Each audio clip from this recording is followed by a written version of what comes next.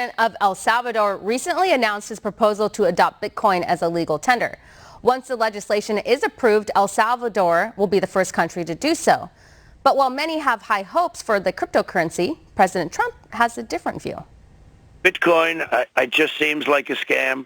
I was surprised. With us, it was at 6,000 and much lower. I don't like it because it's another currency competing against the dollar. Essentially, it's a currency competing against the dollar. I want the dollar to be the currency of the world. That's what I've always said.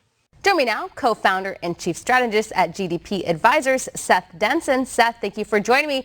Seth, I'll start off with, I don't want those who are really into crypto mining and cryptocurrency to get mad at me. I don't really have a big opinion on it. I'm interested in it, and I follow it on the show, and we talk about it. I get angry emails because people think I'm totally against cryptocurrency. I'm not against it. I don't have any cryptocurrency, but I'm watching it, and I like to talk about it. So don't send me mean emails. That being said, so President Trump thinks it's a scam.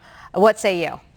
Well, I wouldn't go so far as a scam. I just think that it's too volatile. And this is what terrifies me for the country of El Salvador specifically. I mean, you've got a country where less than 70% of its citizens have access to a bank account. And here we want to give them a digital wallet.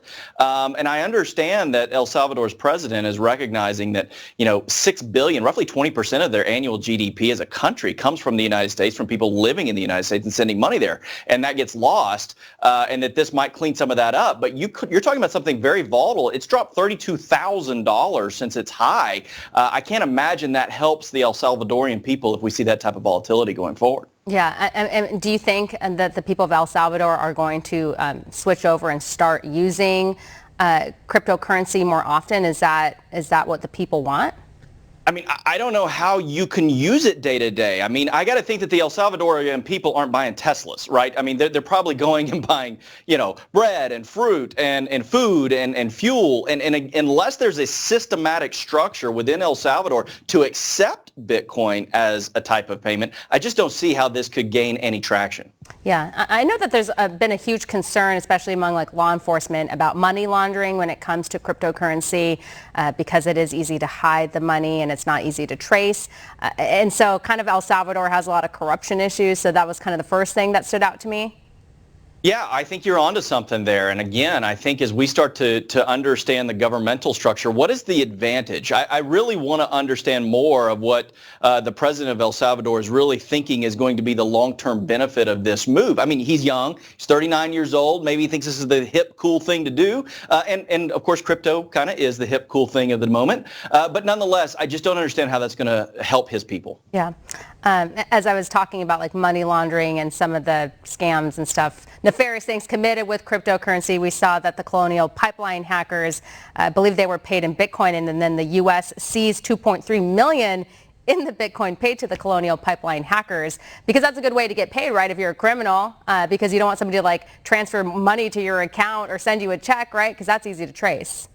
Well, that's right. U.S. dollar has a serial number, but Bitcoin doesn't necessarily have the ability to trace in the same capacity. And I love this story. I love that America said, you know what, the FBI, we're going to send our brightest and our best to just hack you right back and come get it. And based on what I've researched and looked at, they kind of used their own password authentication. They found somebody with a password and blasted it enough to where they could hack into the account and get the money back. It's a little taste of their own medicine. I love it. Yeah, and we've seen a lot of these cyber hacks happening in this country. It seems like it's accelerated, and so the U.S. is really going to have to put its foot down and prevent this, because we're seeing it a lot in the private sector, and then we know the private sector doesn't really necessarily want to be super transparent about it, probably because they're trying to hide it and they don't want to get any more trouble. But the federal government really has to step in and work with these companies to prevent this from happening, because they're not just attacking companies. I mean, they're attacking important infrastructure and other things that really affect us as a nation. Well, that's right. And there's a couple of things to note. I mean, you got over 2,200 cyber attacks going on every day in the United States. That's resulting in $54 million a day in losses. And where does that loss go to? Well, it goes to the consumer. It goes to the end user. And so certainly I think the federal government needs to step in here, but we've got to recognize that I don't like the federal government overseeing the private sector in this. We do need private sector to be required to report these issues when they arise, but we need the federal government to take a deeper stand in their state negotiations sanctions, let's say with Russia, China, North Korea, to stop this nefarious actions and make sure that these countries understand that they're going to be responsible for what goes on inside of their own borders that impacts the borders of the United States. Yeah. I'm sure you saw this. The former McDonald's CEO is warning about the $15 minimum wage and how that's actually going to eliminate jobs. So the idea of putting more money in people's pocket, money's not going to go in their pocket because there's not going to be a job for them. Well, that's right. We've talked about it a number of times, Stephanie, right? Margins get moved. They don't get squeezed. And what happens here is that business owners have to understand that if they got to pay for labor cost at $15 an hour, they're going to have to be more efficient. What does that mean? Less labor. Right. And so this is the unintended consequences of increasing the minimum wage to $15. Not only does it create what's called wage compression, but at the same time, it means that there are fewer of those starting jobs that are going to be available to everyday Americans, to those people that want to work an extra job to earn some extra income, or those people going into the workforce. This is a challenge going forward, and it's something that McDonald's is recognizing now. Yeah. So Jeff Bezos says he's flying into space with his brother on July 20th. I'll let you react to that. Godspeed.